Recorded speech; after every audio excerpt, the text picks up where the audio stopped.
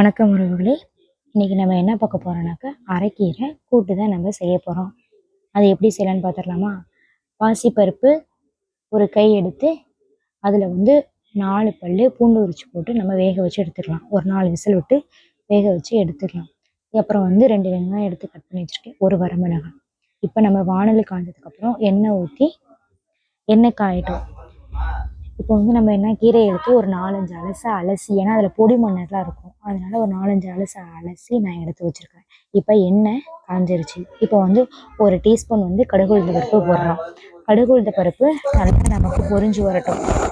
இப்போ பொரிஞ்சு வந்துருச்சு பார்த்தீங்களா? இப்போ வந்து ஒரு வரமிளகாய் எடுத்து கிள்ளி போட்டுட்டு நமக்கு இப்போ வந்து பொரிஞ்சு வரணும். ஒரு வரமிளகாய் எடுத்து கிள்ளி போடப்போ வரமிளகாய் பொரிஞ்சு வந்துருச்சு. அதுக்கப்புறம் நம்ம என்ன பண்ண போகிறோம்னாக்க 2 வெங்காயம் எடுத்து கட் பண்ணியிருக்க வெங்காயத்தை ஆட் பண்ணிக்க போகிறோம். இப்போ நல்லா நமக்கு வெங்காயம் வந்து பொன்னிறமாக வதங்கணும். நமக்கு பொன்னிறமாக வெங்காயம் வதங்கி வரட்டும். இப்போ பார்த்தீங்கன்னா நமக்கு வெங்காயம் நல்லா கொஞ்சம் கொஞ்சமாக பொன்னிறமாக ஆயிடுச்சு பார்த்தீங்களா? இப்போ நம்ம அலசி வச்சுருக்கிற கீரையை எடுத்து ஆட் பண்ணிக்க போகிறோம். கீரையை எடுத்து நல்லா அலசி நான் 4-5 அலசி வச்சுருக்கேன். அதுக்கப்புறம் ஆட் பண்ணிக்க போகிறோம். இப்போ வந்து கீழே மேலேயுமா நம்ம வந்து பெதறி விட்டுக்க போகிறோம். ஏன்னா வெங்காயம் எல்லாம் பக்கத்து சாடுற மாதிரி நம்ம கீழே மேலேயும் பெதறி விட்டுறோம். இப்போ வந்து ஒரு 1/2 செம்பு தண்ணி எடுத்து கீரையில் ஊற்றுறோம்.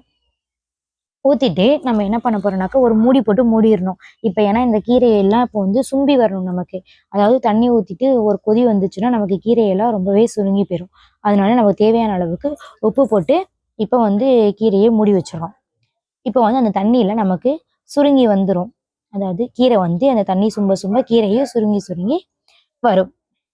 இப்போ நம்ம மூடி போட்டு மூடி வச்சிட்டோம். இப்போ திறந்து பார்த்தீங்கன்னாக்க இப்போ ஓரளவுக்கு வந்து பார்த்தீங்கன்னா நமக்கு முட்டமாக இருந்துச்சா கீரை எல்லாம் தாச்சு ஃபுல்லாக. இப்போ பார்த்தீங்கன்னா எல்லாமே சுருங்கி வந்துருச்சு பார்த்தீங்களா?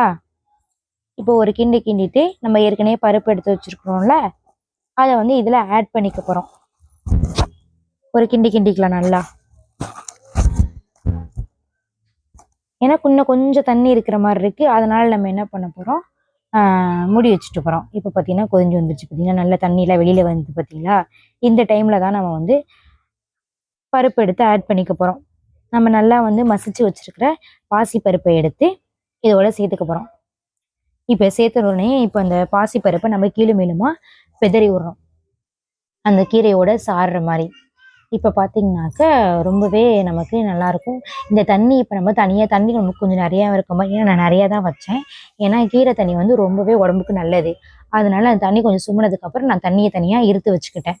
இதை வந்து நம்ம குழந்தைங்களுக்கு சாப்பாட்டோட அந்த தண்ணியை போட்டு பிசைச்சு ஊட்டினோன்னா ரொம்ப சத்து குழந்தைங்களுக்கு. அவ்வளோதாங்க, கீரை ரெடி ஆயிடுச்சுங்க. இந்த மாதிரி நீங்கள் ட்ரை பண்ணி பார்த்தீங்கன்னா ரொம்பவே சூப்பராக இருக்கும்.